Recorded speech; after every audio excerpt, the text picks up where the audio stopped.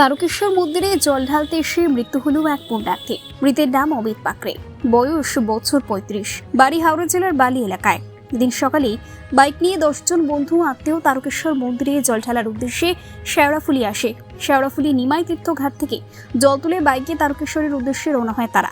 তারকেশ্বর মন্দিরে প্রবেশের আগে বাজিতপুর চৌমাথায় এসে হঠাৎই অসুস্থ হয়ে পড়ে অমিত।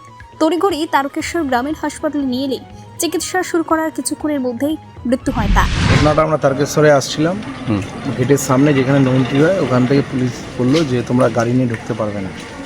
তো আমরা গাড়ি থেকে ও জাস্ট নেমে বসেছে, হঠাৎ করে ওখানে ওর শরীর খারাপ হয়েছে। ঠিক আছে, বললো আমার শরীরটা খারাপ লাগছে, মির্গির মতো খিচুনি উঠেছিল।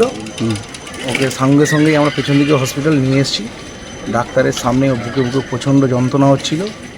ডাক্তারবাবুর সঙ্গে সঙ্গে সেলাইন ইঞ্জেকশন দিয়ে চেষ্টা আমরা সবাই মিলে করলাম। আমাদের সামনেই ডেথ।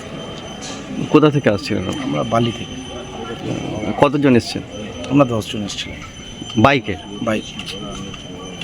আর কি করতেন ভদ্রলোক? ও ফাস্টফুডের দোকান আছে বালি স্টেশনের সামনে। মানে কি নাম? অমিত পাকড়ে। বয়স কত হবে? বয়স 36। বিবাহিত?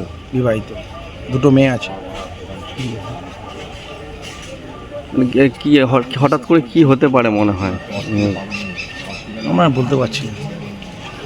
মানে আগে থেকে কি কোনো অসুস্থ না, পুরো প্লেন এসছে, সবাই সুস্থ, একদম ভালো এসছে, ভালো এসছে। ওপেন বাজারের সামনে পুলিশ ওখানে ছিল, সবার সামনেই ও বলছিল শরীর খারাপ হতে ওকে হসপিটাল নিয়ে এসেছি সং পুরো সুস্থ ছিল।